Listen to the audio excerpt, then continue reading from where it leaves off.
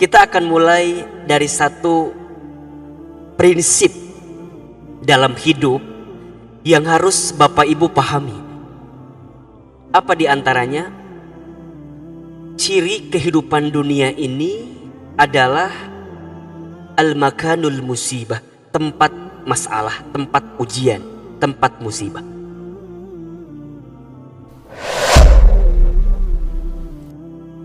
Selama kita hidup di dunia, selama itulah kita akan diuji. Berarti kalau kita tidak ingin punya masalah, tidak ingin dapat ujian, jawabannya adalah jangan hidup. Jelas tidak? Karena selama hidup pasti akan ada masalah, ada ujian. Karena itu ciri manusia yang hidup. Berarti kalau hari ini kita masih diuji, masih dapat masalah, berarti kita masih hidup. Quran surat Al-Baqarah ayat 155. Silahkan dibuka. Yang hari ini bawa mushaf, bawa handphone yang ada Quran, silahkan dibuka. Surat apa? Al-Baqarah ayat 155. Yang di rumah juga boleh. Sambil ngaji, sambil belajar, silahkan dibuka. Surat Al-Baqarah, surat kedua, ayat 155. A'udzubillahi minasyaitonirrajim. Bismillahirrahmanirrahim. Walanabluwannakum, dan pasti kami, kata Allah, akan menguji kamu sekalian. Ada ayatnya ya? Walanabluwannakum, dan pasti. Di sana ada lam, lamnya lam taukid. Dalam ilmu nahwu lam taukid itu lam kepastian gitu. Jadi kalau kita terjemahkan, dan pasti kami, kata Allah, akan menguji kamu sekalian. Siapa kamu sekalian itu? Kum, manusia. Jadi setiap manusia akan diuji. Baik dia beriman, tidak beriman. Baik dia laki-laki ataupun perempuan, tinggalnya di kota ataupun di desa, dalam keadaan lapang maupun sempit, kaya ataupun miskin, semua kum akan diuji. Kata siapa ini? Kata siapa? Kata Allah. Dan kami pasti akan menguji kamu sekalian bisyai'in, dengan sesuatu yang sedikit. Dengan sesuatu yang sedikit. Berarti ujian hidup itu banyak atau sedikit? Banyak atau sedikit? Sedikit. Yang sering kali nganggap banyak siapa? Allah atau kita? Kita. Kata Allah, ujian itu sedikit. Yang banyak apa? Nikmat. Kadang-kadang kita suka ketukar. Kalau ngitung nikmat sedikit, kalau ngitung ujian banyak. Betul tidak? Kalau ngomongin masalah seakan-akan paling banyak masalahnya. Ya kan? Ada orang tuh kalau udah ngomongin masalah seakan-akan dia paling bermasalah. Ustadz, saya mah begini, ngeluh terus. Udah kalau ngeluh, dari ujung ke ujung diceritain. Betul apa enggak? Di sini ada yang begitu apakah enggak? Yang mana orangnya tuh? Jadi ujian itu memang akan dihadirkan, tapi jumlahnya sedikit. Bisyai'in, dengan sedikit saja. Tapi sedikit di sana akan terus menerus, maksudnya begitu. Jadi selama hidup akan terus menerus diuji. Hanya bagaimana cara kita menangkap ujian itu. Apa di antara ujian yang akan dihadirkan? Satu, minal khauf. Manusia akan diuji dengan hati yang takut, khawatir, gelisah, resah, galau. Apa ujian pertama? Hati, takut. Takut apa Ahilman? Takut aja. Coba Bapak Ibu, hari ini ada gak yang ditakutkan? Takut apa? Takut apa? Ya takut dah. Ya, ibu punya suami ganteng, takut nggak bu? Ibu punya suami kayak Ahilman, takut nggak? Bukan berarti saya ganteng ya, ini mah kira-kira aja gitu. Ibu punya suami kayak saya, takut nggak bu? Nah, takut apa? Tuh kan, takut kawin lagi katanya. Padahal belum tentu, doakan saja. Padahal belum tentu. Takut diambil orang, ya kan?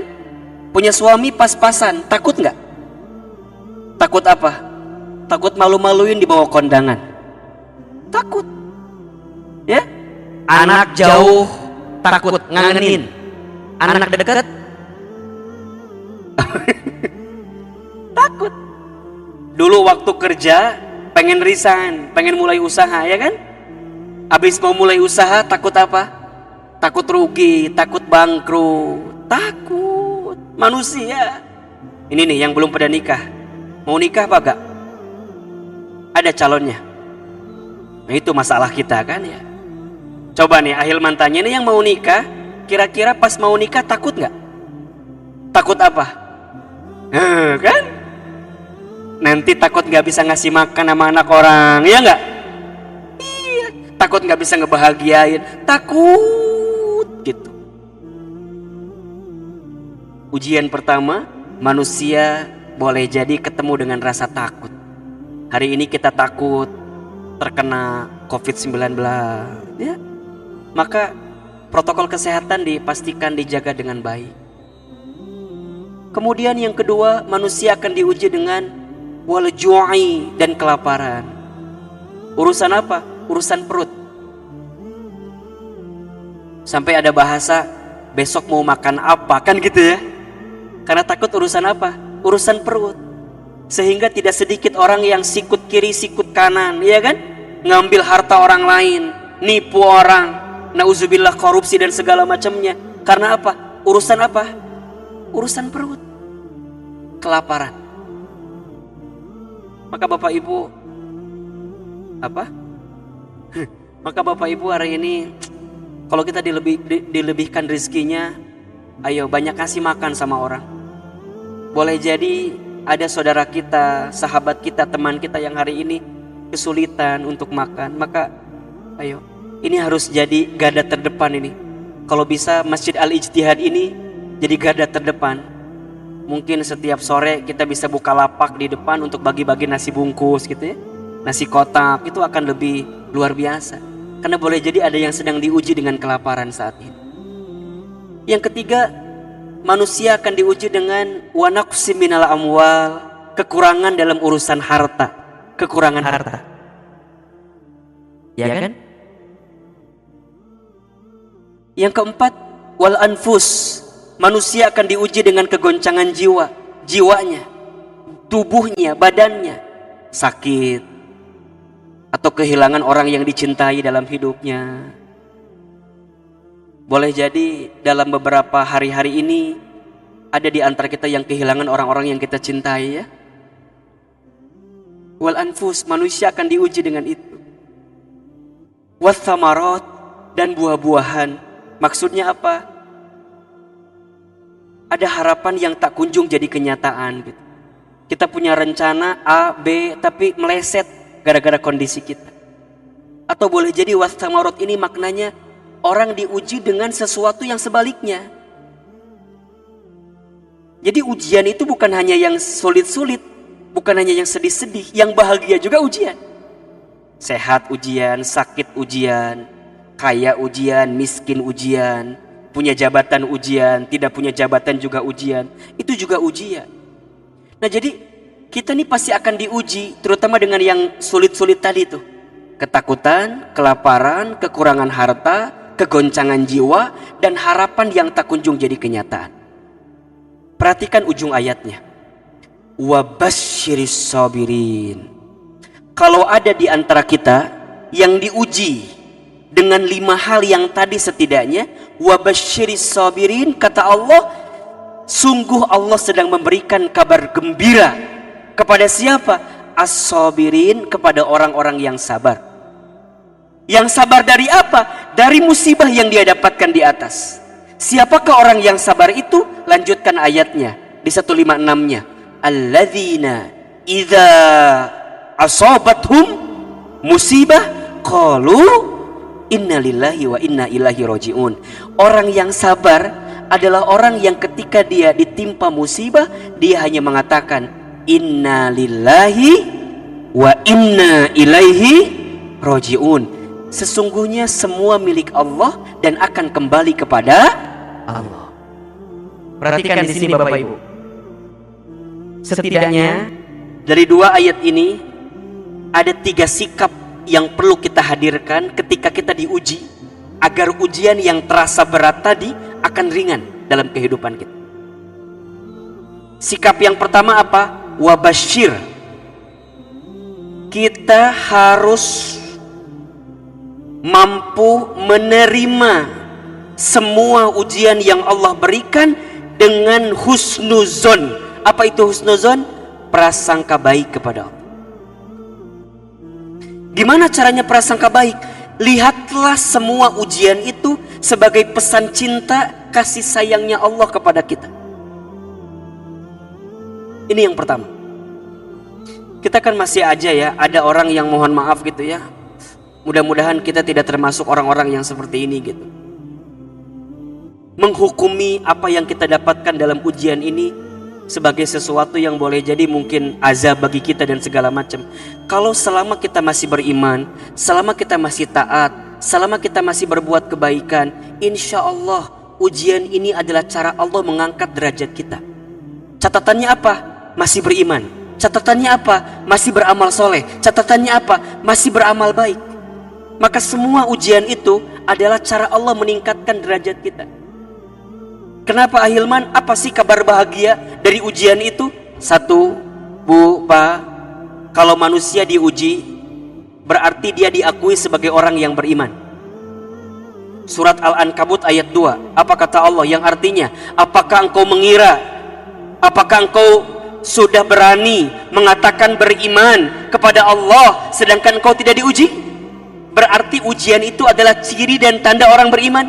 Makin dia diuji, maka makin diuji imannya. Dan orang yang makin kuat imannya, makin berat ujiannya. Para nabi, para rasul, orang-orang soleh, berat gak ujiannya? Berat. Maka saat kita diuji, kabar bahagianya apa? Diakui sebagai orang beriman. Mau tidak kita diakui sebagai orang beriman? Mau. Yang kedua, dijanjikan surga. Allahu Akbar. dijanjikan surga. Orang yang diuji dalam hidupnya, kemudian dia sabar, maka semakin dekat potensi surga untuk dirinya. Bukankah ketika nanti masuk surga, di setiap pintu surga ada malaikat yang menyambut kita dengan panggilan Salamun alaikum bima sabartum. Ar-Ra'd ayat 24. Selamat untuk kamu sekalian yang apa? Yang sabar. Kenapa dia sabar? Karena dia diuji. Berarti kalau dia diuji, dia sabar, dia makin dekat dengan apa? Surga. Yang hadir di sini mau masuk surga atau tidak? Mau atau tidak? Maka catat kalimat ini. Orang yang diuji dalam hidupnya, kemudian dia terima ujian itu dengan baik, dia berlapang dada, dia husnuzon, maka ringan hisabnya ketika nanti berjumpa dengan Allah. Kenapa? Karena ujiannya sudah didahulukan saat dia di dunia. Tergantung sikap kitanya. Yang ketiga, orang yang mendapatkan ujian tiada lain sedang diampuni dosa-dosanya, dihapuskan dosa-dosanya. Hadis riwayat muttafaqun alaih, Rasulullah SAW pernah bersabda, tidaklah rasa sakit yang diderita, gelisah yang dirasakan, duka cita yang didapatkan, musibah yang dia peroleh, kemudian dia bisa terima itu semua, kecuali saat itu Allah ampuni dosa-dosanya.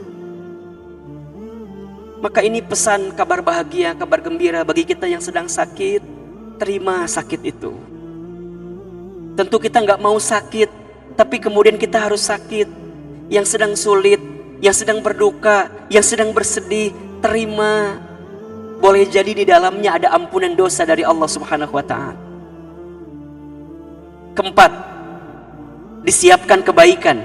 Hadis riwayat Bukhari, Rasulullah Shallallahu Alaihi Wasallam menyampaikan, man yuridillahu bihi khairan yusiba minhu. Barang siapa yang diinginkan oleh Allah kebaikan dalam hidupnya, maka yusiba minhu, Allah akan berikan musibah kepada dirinya.